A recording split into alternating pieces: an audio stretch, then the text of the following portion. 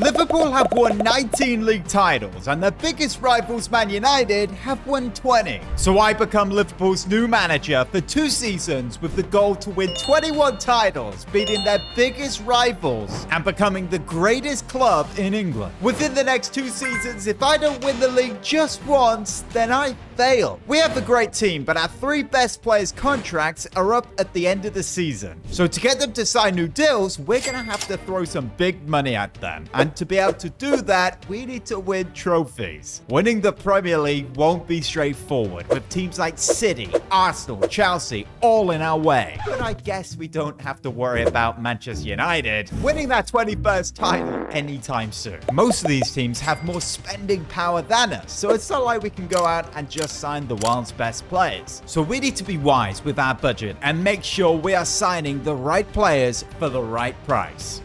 I'm back, and if you guys are excited for this series and the videos, then smash a like and let me know in the comments. On day 1 of being new manager, we need to take a look at the squad we are working with. And wow, you can see why this team is so good in real life. This is the giant that Klopp rebuilt, took right back to the top with players like Mohamed Salah, Trent, Virgil van Dijk, the 3 players that we could actually lose, but I will get back to that. I think the world's #1 in goal, Alisson, is definitely in the conversation. A solid midfield, in fact, a young midfield, which will be here for many years to come. Despite all that though, there are still rooms for improvement in this side. Right now, is this side capable of winning 2 back-to-back Premier Leagues in 2 seasons? I think maybe that's a bit of a push, so we definitely are going to have to sign some players. And on that, the finances are going to be a big part. We have 19 million to spend for our current budget, which for the size of the club and what we want to do, that really isn't a lot of money. And on top of that, we have some transfer rules by the club to make things even more complicated. The first is that all players we sign have to be below the age of 30. So I guess no going out and signing any veterans. No player can earn more than £300,000 a week, and we can't spend more than 90 million on a transfer fee. Now I know these rules aren't incredibly challenging, but they are pretty realistic to what Liverpool would demand. In fact, guys, I want to keep this series as realistic as we can. You guys are always requesting for that. I'm excited to be back. Let's make this fun. Do let me know in the comments all suggestions you have for us achieving the realism and making things challenging. Last season, of course, was Jurgen Klopp's last season. In real life, Arne Slot replaced him, but in this universe, that has not happened. IHRS have replaced Klopp to be his successor. And looking on social media, some fans are happy, some a little upset. They wanted someone like Zidane. But for the most part, fans are happy because Klopp did actually choose me. And with the HRS era beginning here at Liverpool, I think we need to discuss our plans for what we're actually going to do with this side. Because if we keep it the same and do nothing with it, I don't think we're winning 2 in a row. And to start off real quick,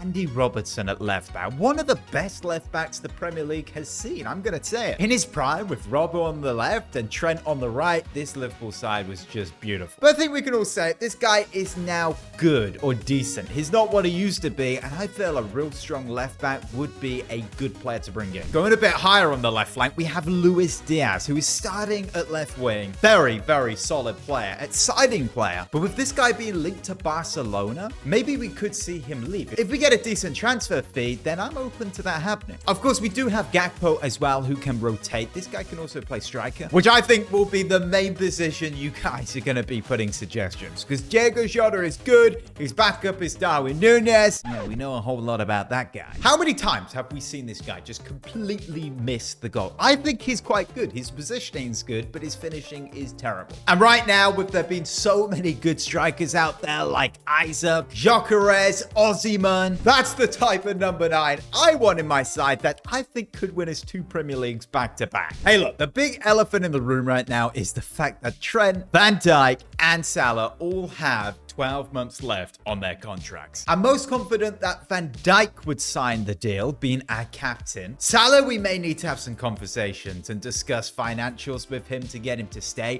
He's on 300k a week. I wonder if the board would allow us to re-sign him on a higher wage, because 300k is the cap. But honestly, I'm quite doubtful about re-signing Trent because, of course, Real Madrid want to get this guy on a free deal at the end of the season. Which, if he wants to go, we're not going to stand in his way because we have no power to. And if there's a player like Frimpong out there who we could sign for around 60 million, I don't think it's a massive dip. Tactics-wise, this is how we're going to line up in our 4-2-3-1. With everything pretty balanced, but when we go over to the player roles, this is how we look when we don't have the ball, and this is how we look when we do have the ball. For example, Trent, like an inverted wing-back, kind of slots into that midfield role. That is where you want him. Salah as an inside forward attack. Jota not the best as a poacher, but I feel for the system, that's the type of player we would want. So maybe Osimhen would slot into this team the best. Andy Robertson bombing up the pitch on the left, creating chaos, whipping the ball in. Whoever replaces him at left back, if we do sell him, definitely needs to be able to do that. And everything else is pretty standard. Our midfield's pretty strong, pretty defensive. And Szoboszlai pulling the strings there at playmaker. But talking of Andy Robertson leaving, we do have 2 transfer offers. One for Man City, well, that's going to be a no. And the other Borussia Dortmund, which I do like the look of that. I wonder if you Liverpool fans would class Robertson as a legend. Surely, right? 39 million on the table. They actually agreed to it. Newcastle, of course, with all that money, wanted to strengthen a defense, but that is a fat no. And in a matter of a day or two, Robertson has agreed his contract. He is leaving Liverpool off there to Borussia Dortmund for 40 million. Now with that hole in defense, Tsimikas slots into left back, but he's not going to be our man. Now, one rumor is Joral Hato, who is at Napoli. 18-year-old wonder kid, you could say, and he's literally just moved to Napoli. So that's not a deal we would be able to do, but he would be perfect. Actually, I say that he's not the best as an attacking wingback. Someone like Alejandro Grimaldo would be amazing. He's a little older than I would want at 28, but yeah, he can definitely play as an attacking wingback. In fact, his preferred position is left mid. But with 75 defending, definitely capable as a left back. A younger option would be this guy from Benfica, who has some amazing potential. And to be fair, at 6'1", I would trust this guy a little more as a left back. For around 25 to 31 million, yeah, definitely budget friendly. Another option, Miguel Gutierrez from Girona. Look, guys, let me know, who are we signing for left back? Maybe someone completely different, but we need to win 2 Premier Leagues in 2 seasons. Grimaldo at 28 would be a solid buy. And don't forget, our current budget has gone up now to 130 million. But early on, as new Liverpool manager, I really want to get down to this Trent situation. So I begin talks with him by asking him what are his plans at the end of the season as his contract is expiring. And he makes it clear that this season is very important to him. He wants to get Liverpool's 20th league title, but he does not have any interest in re-signing that deal. He says Real Madrid are calling and they're interested, and Jude Bellingham's trying to convince him to go. So I say I understand, but I want 100% from him this season, as he will be a massive part of winning the league. This will be a massive loss to the team. I guess this is like Trent's farewell season now. Make the most of him whilst he's here. There's a 1% possibility that Real Madrid don't end up wanting him, but I doubt that's going to happen. Guys, I did just think, what if the striker we bring in is an England legend, at least in the Premier League, Harry Kane. As a Bayern Munich, he's one of the best in the world. Great player to put the ball into the box. He just scores them opportunities, but there is a slight problem. He's 31 years old, and we can only sign players under 30. I have seen an interesting rumor about Alvarez possibly going to Liverpool. Definitely under 30, that's good, but this guy cost around 100 million. First game of the season is here. It's Ipswich away from home, newly promoted side. This is our opportunity to really lay out this season that we are going to challenge for this title. Here he is, the main man, Mohamed Salah. How many goals is this guy going to score from the left-hand side this season? The right-hand side, should I say? And he's put it wide. I thought that was going to go in. Here's Szoboszlai, picks it up in the middle, goes to slap one. Good save, goalkeeper. Szoboszlai, look at that run there from Mohamed Salah. Keeper's going to come out. Oh, he doesn't. And he still manages to chip him. First goal of the season. Not bad. Mo Salah right in behind. Ipswich playing a higher line than they really should. Hopefully they continue, because we could score 5 here. Now here's Trent on the ball. This guy's got such good crossing ability. So just whip this one in the box. Not a bad ball. Can we keep that? Referee don't blow. He's going to blow for halftime. I would think by an hour we'd actually have more goals, but still the one. Let's find that second. Here's Luis Diaz, who finds Salah, who hits it first time, and that has to be on target from Salah's standards. It's Szoboszlai. He finds Salah again. Here he is, Mo Salah scores this time. That's the second. His second of the game, and we can now wrap this up. Salah with another run. Look at all this space he's got. Pull that onto that left foot. It's got it. Smash it near post. Oh, 3-0. This guy's going to be our best player. Here's Luis Diaz. Maybe we could make it 4. We've got options in the box there.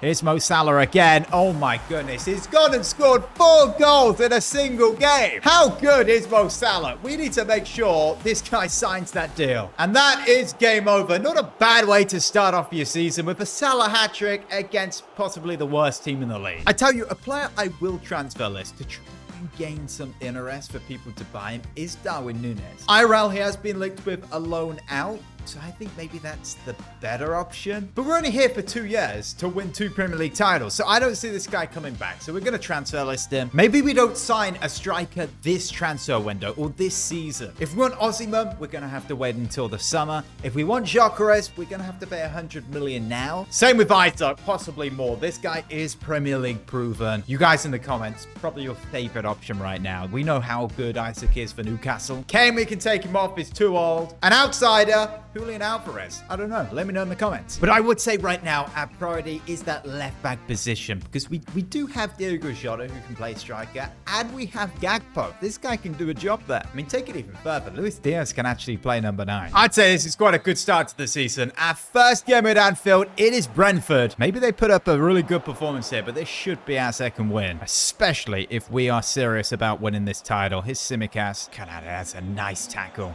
You don't want to come up against that guy. That guy is big and mean. Him and Verge are going to concede hardly any this season. Oh, here's Trent on that right side. Can he find someone? We win a corner. Ball whipped in. Overhead kick. Oh, Diogo Jota. He makes it 1-0 Liverpool with style. Now, the reason I did that is because I've heard it is impossible to score headers, and it's more likely for your centre-back to score an overhead kick than a header. Isn't this game fantastic? Here's Trent. Oh, look at that run there for Jota. Comes to him, and that is onside. And what a volley on his weaker side. He makes it 2-0. Throws in the Illuminati or something, but what a strike that was. That's a nice tackle from Salah. Look at him doing the defending there. Ball in behind for Jota. This could be 3. What a mistake from Brentford. Wow, that is a Diogo Jota hat-trick right there. I think this guy's trying to fight for his number 9 position. All the space in the world and really showed his composure there. Oh, there's no way we've just given away a penalty. There is no way. And of course it's Trent. Look at this defending. Just slides in. What a dreadful replay. Where was the ball? Oh, this could be the clean sheet gone. Or is Alisson going to save it? Right down the middle. It's 3-1. Oh, no. No. There's no way we're going to see a Brentford comeback here. All because we're giving away stupid penalties. What was that? Okay, the defense needs some work on it. And he's put it bottom left. There's a comeback here. Maybe my defensive FIFA skills are a little bit rusty right now. Here's Diaz, Szoboszlai, Salah, surely is offside. Diogo Jota. It's on. It's his 4th goal of the game. Salah 4 last game. Jota 4 this game. Who knows how many Diaz is going to score in the next one. Okay, I know that was Brentford, right? But Jota really did show he can score goals in that last one. I don't care who the opponent is in the Premier League. If you're scoring 4 goals as a striker, you're probably really good. To be fair, I'm leaning toward giving Jota this season and seeing next season whether we could go in for an Osimhen or maybe we just don't take the risk and we go out and sign an Isaac. Yeah, you guys are going to have to help me decide what to do here. Well, we do have 2 offers for Darwin Nunez. We have Manchester United. Oh my goodness. Imagine Darwin Nunez and Rasmus Højlund. No, I'm just going to save them from that misery. We have Spurs as the other option. So I guess we consider that. They're offering 29 million. I mean, can we at least get like 30? How much did Liverpool sign this guy for? 90 million? They agreed to 35. Maybe that was a little too low. Just like that, we're seeing Darwin Nunez leave Liverpool. I honestly hope he does quite well at Spurs. But we have 10 hours left in the transfer window now. And to be fair, with Darwin Nunez gone, maybe we do go out and sign a striker and Diogo Jota is the backup. I'm not too sure he's going to be too happy about that though. But as I said, the main priority position right now is the left back. We need improvement there. We have plenty of options. I'm leaning toward Grimaldo. I think he would slot in the best, be the best replacement to Andy Robertson. But maybe you guys have someone else in mind. Yes, I know some of you guys are going to mention Balde. I was going to say there's no way we get him out of Barca, but apparently Man City have the power to do that. That's sad to see. Let me know in this side where you guys would make a signing. Is there somewhere else I'm just not seeing? Maybe somewhere on the bench? Are we lacking depth going into this season? So let me know in the comments, guys. Our very next game is our biggest rivals, Manchester United at Old Trafford. Now that is going to be a big one. 10 hours to go, 175 million. I want to see them comments. If you guys are excited for episode 2, to subscribe, turn the bell on, and smash this video a like. If you enjoyed this video, then click this one here, because YouTube thinks that this video is going to be even better.